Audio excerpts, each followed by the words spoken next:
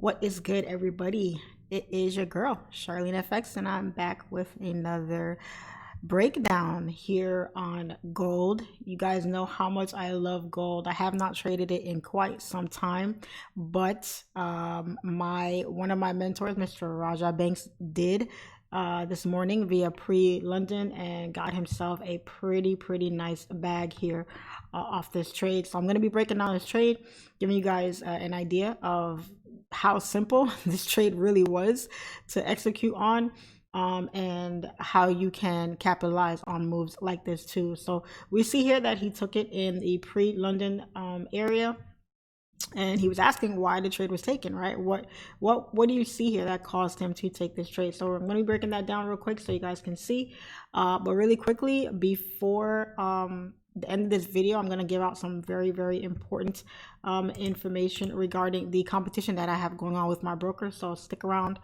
towards the end of the video for me to give you that important information if you're interested, or if you did join the cash giveaway challenge that we have going on right now. All right, so let's look at this move as a whole, and I'll give you guys an idea of what he might have saw, what he was looking at, and how he was able to catch this trade. This morning I did a live trade session on YouTube, and we were able to break down these gold buys, and as you can see, price retraced, and now it's kind of still pushing to the upside here, and it's still holding a level of support. So let's go and use our handy dandy bar replay mode here, and let's break down this move and see what he may have saw. So this was his entry, and that's where he got out of the trade, and altogether he caught, let's pull this down a little, he caught about 57 pips on that move. Excellent move. All right, so let's head on over to the 4-hour time frame and see what we got here. All right, so gold has been bullish for a while, right? We're making a beautiful market structure. We have a high, low, high, low, high, low, high, low, finally a high. All right, so not the best market structure, but at the very least still market structure nonetheless. All right, so we see that market was bullish, so obviously he was looking for buys.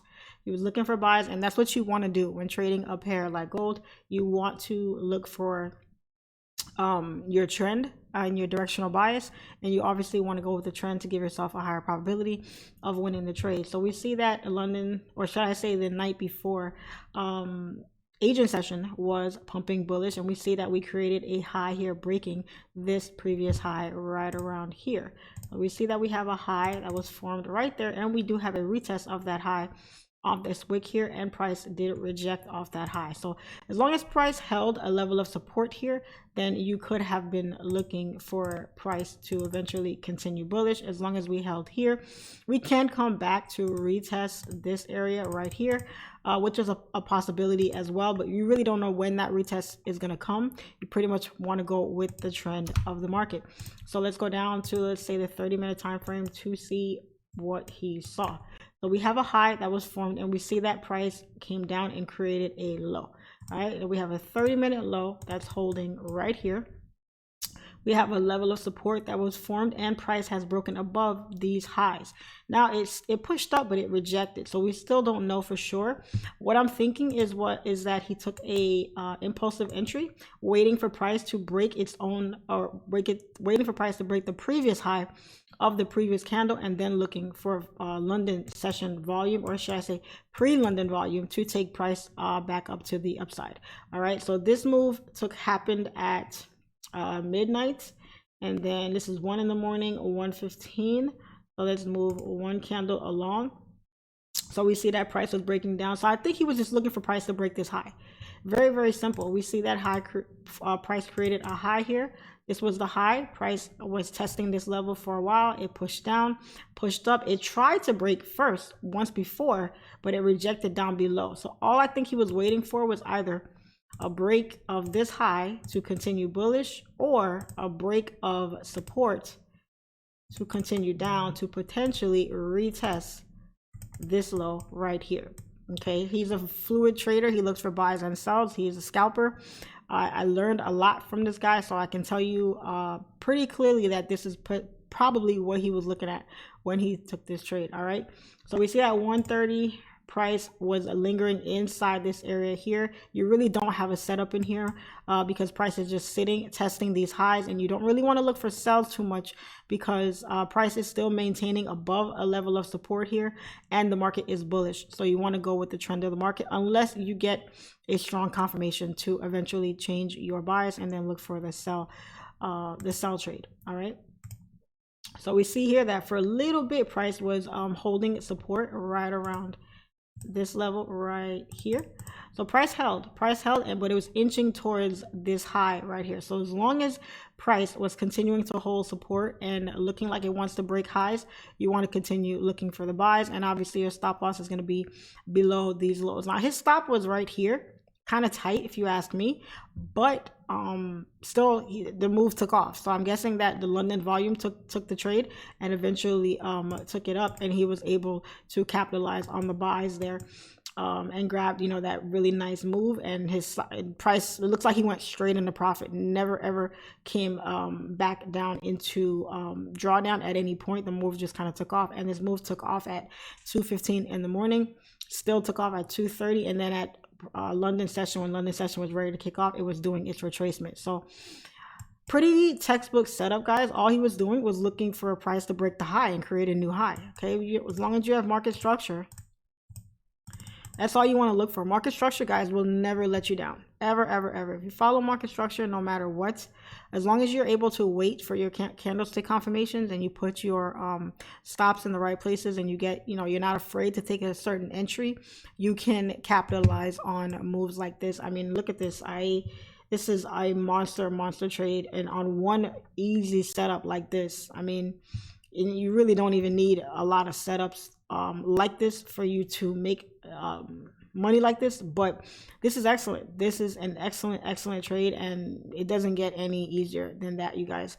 There's no other way to put it.